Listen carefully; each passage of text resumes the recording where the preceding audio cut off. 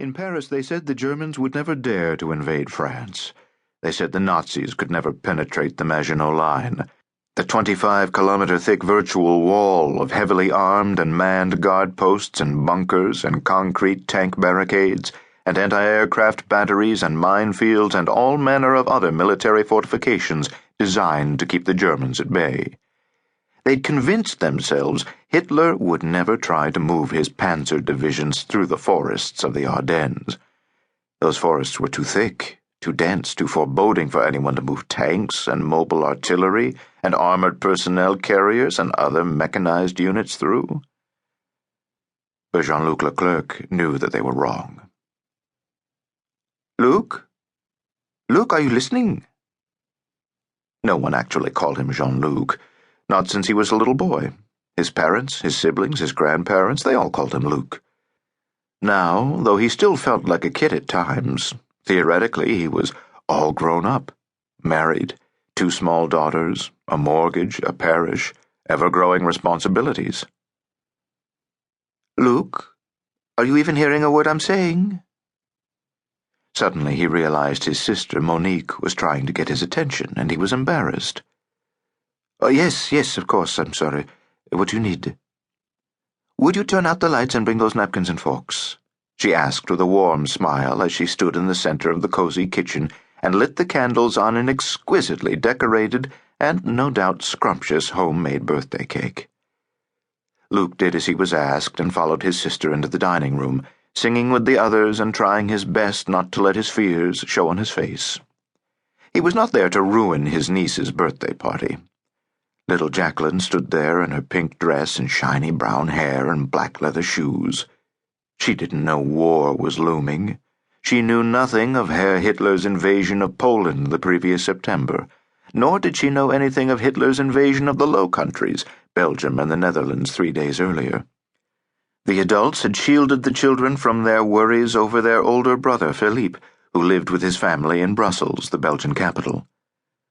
Jacqueline didn't know they had not heard from Philippe since the German invasion, that Luc feared Philippe was dead.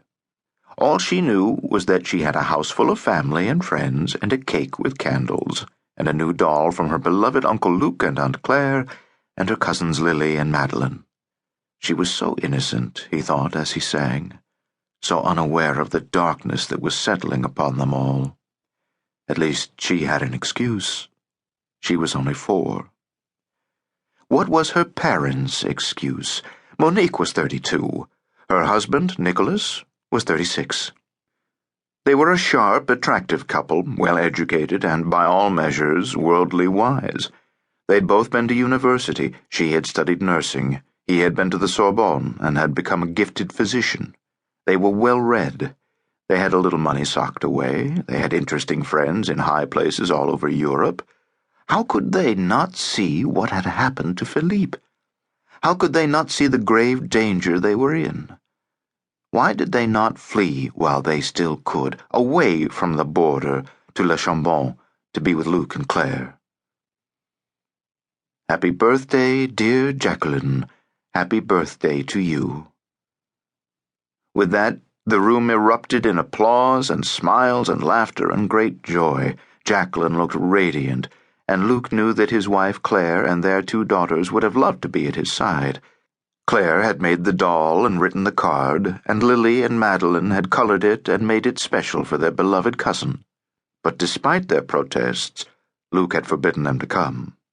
The Belgian border was no place for his family, certainly not now. As Jacqueline made a wish and blew out the candles, and Monique cut the cake, Luc dutifully distributed the forks in his hand and then stepped back into the kitchen to get a couple bottles of cold milk. Then, without warning, the house was rocked by an enormous, deafening explosion. The blast wave sent everyone crashing to the ground, all the windows shattered. Shards of wood and splinters of glass flew everywhere, plates and glasses smashed to the floor.